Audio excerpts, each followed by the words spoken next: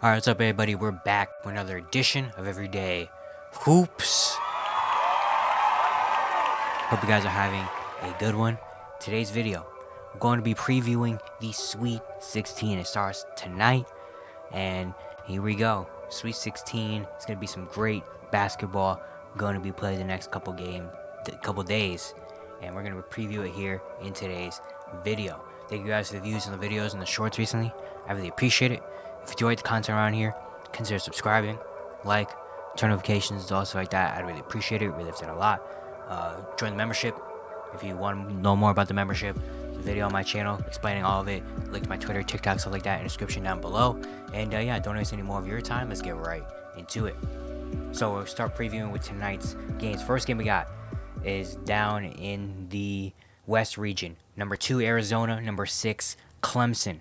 Arizona got here. They defeated Long Beach State in the first round. In the second round matchup, they took out Dayton. They've been playing pretty good. Their rebounding has been really, really good. Their offense, guys like Caleb Love are really stepping up. Kashad Johnson is playing really well. They're playing tough defensively. For Clemson, they took out New Mexico in the first round, and then they took out Baylor in the second round, which is very surprising. Clemson's playing really good as well. Chase Hunter, their starting point guard, has been playing really, really good basketball. Their guy PJ Hall, obviously, they've been doing it more as a collective. Clemson has been. It hasn't been like one guy has 25 and everyone else kind of has like 7 or 8. It's been like everybody doing their thing.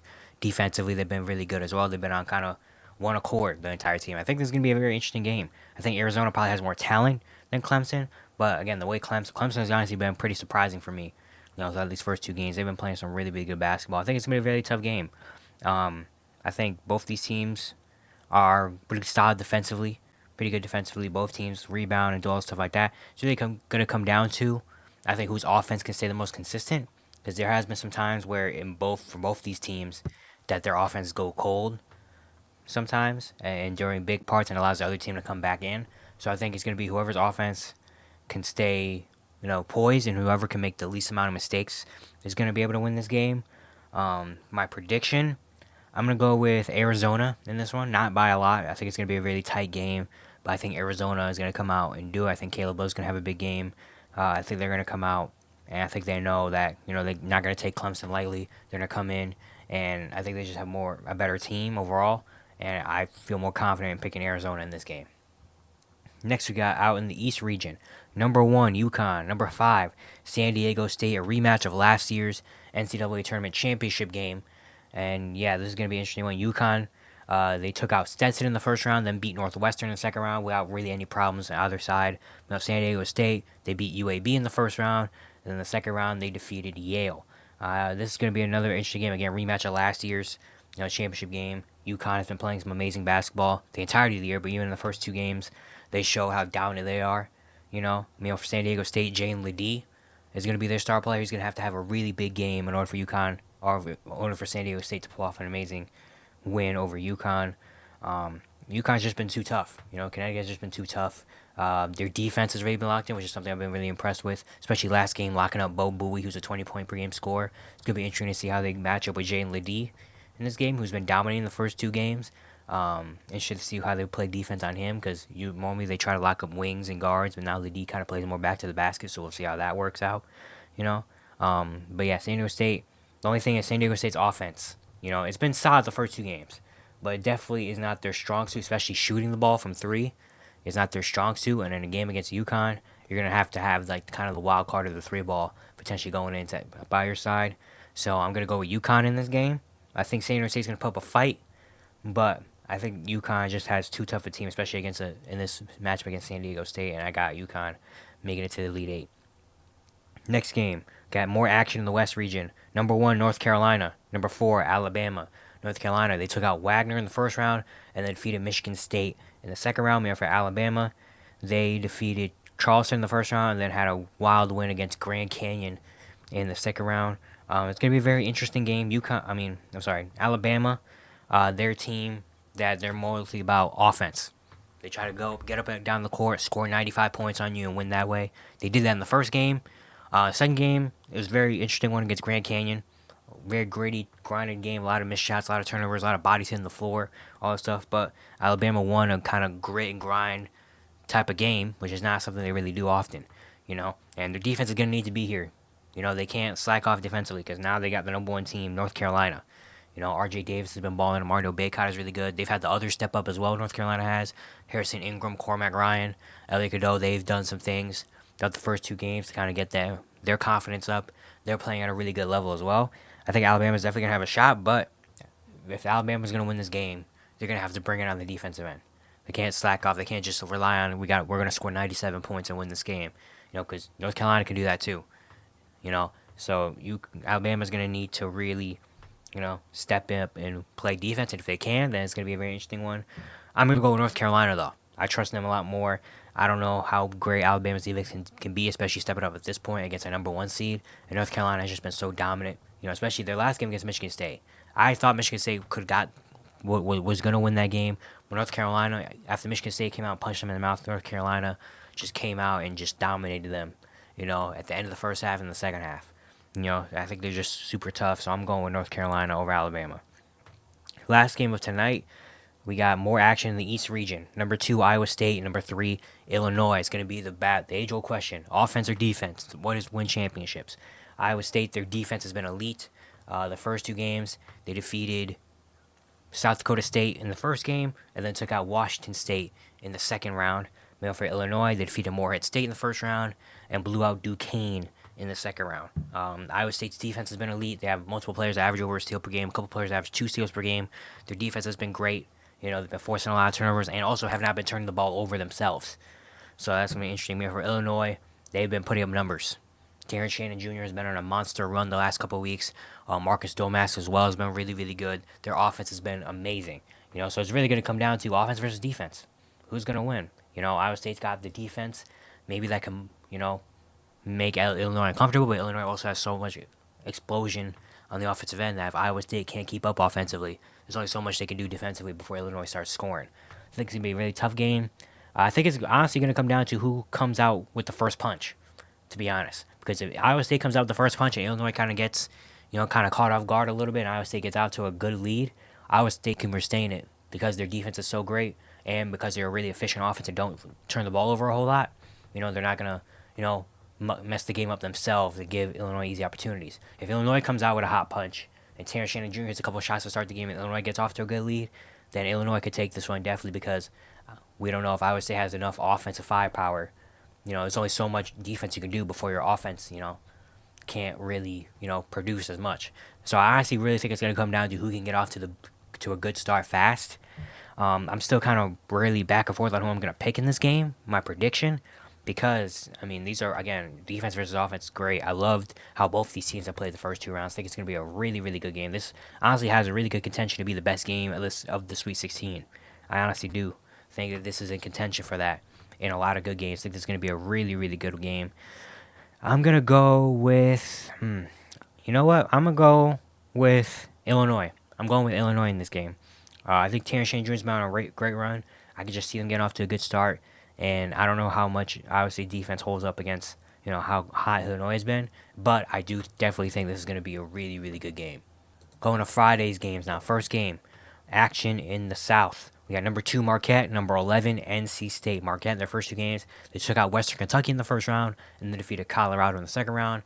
For NC State, they upset Texas Tech in the first round and then took out the Cinderella Oakland in the second round. NC State's the only double-digit seed left, which is very interesting that we only have one double-digit seed left in the Sweet 16.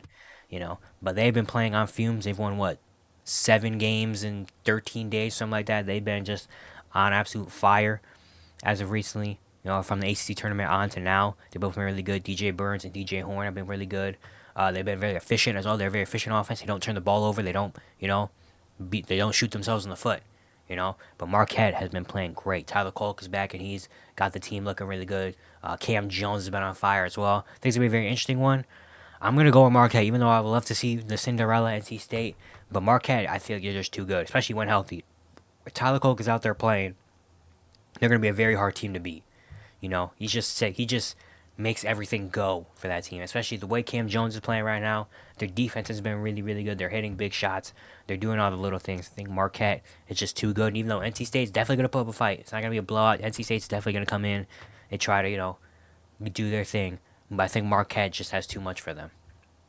Next game we got a game I'm very interested to see. Action in the Midwest. Number 1 Purdue, number 5 Gonzaga. Purdue in the first round, they took out Grambling State. In the second round, blew out Utah State. Meanwhile for Gonzaga, first round they took out a popular upset McNeese State. Second round they took out Kansas. Honestly, this is a very interesting matchup. These two teams are two teams that honestly I've been the most impressed with throughout this tournament. Purdue more so the second game against Utah State, where they just came out and absolutely ran them out the gym. After the first like 7 minutes, they just ran them out the gym. And the way they've been playing, Zach Edey's been playing really good basketball. They've been shooting the ball lights out as well. And if their shooting is going along with Zach Edey, they're a really hard team to beat. But Gonzaga as well. Gonzaga I've been really impressed with. Again, against a really popular upset, good McNeese State team, they kind of just wiped the floor with them. In the second round, that second half against Kansas was just insane. They outscored them 45-26 or something like that. Just absolutely putting them, just running them out the gym. So this is going to be I think this is going to be a very good game, Purdue and Gonzaga. I think for Purdue, it's going to come down to, can the shooters keep going?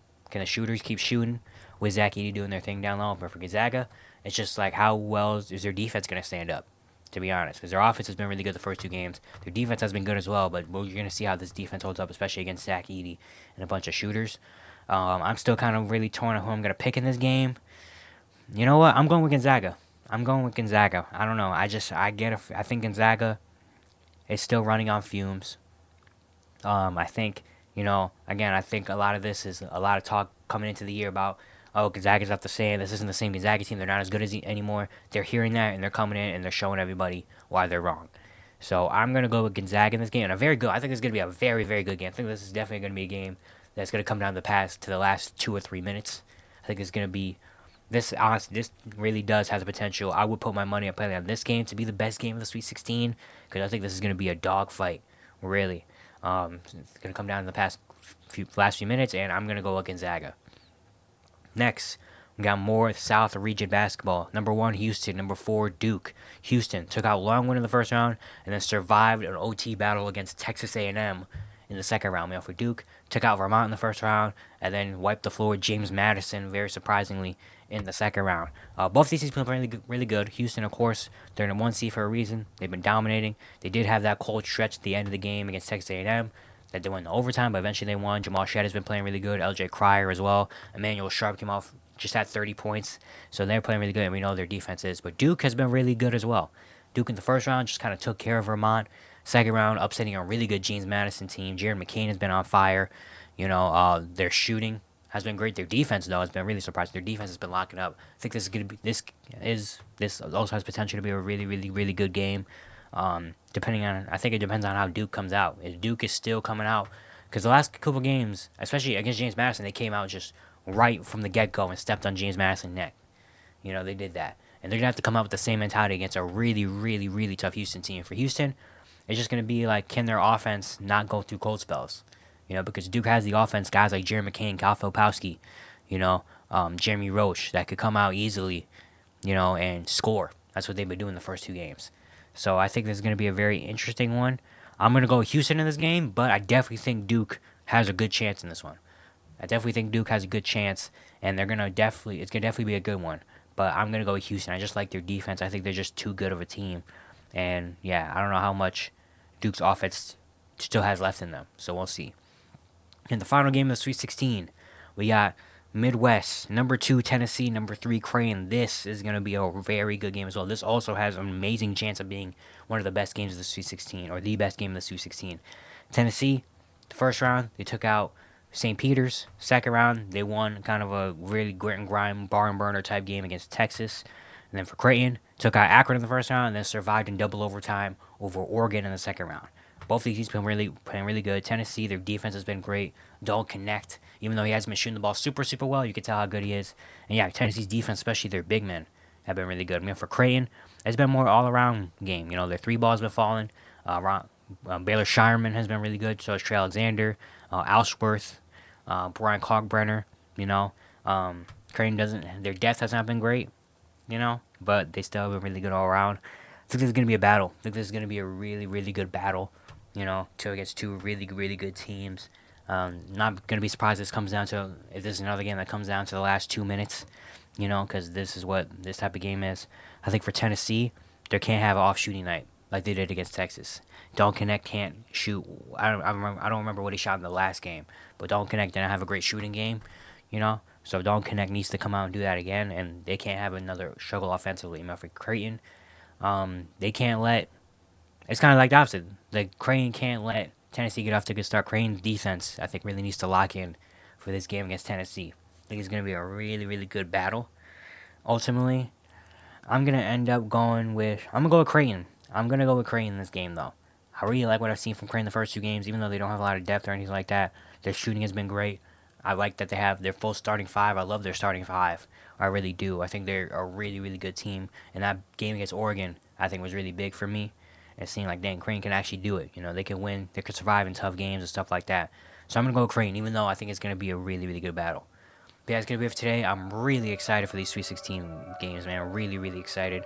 Once again, if you like the content around here, consider subscribing, like, turn notifications, do all stuff like that. I'd really appreciate it. It really helps out a lot. And I'll see you guys tomorrow.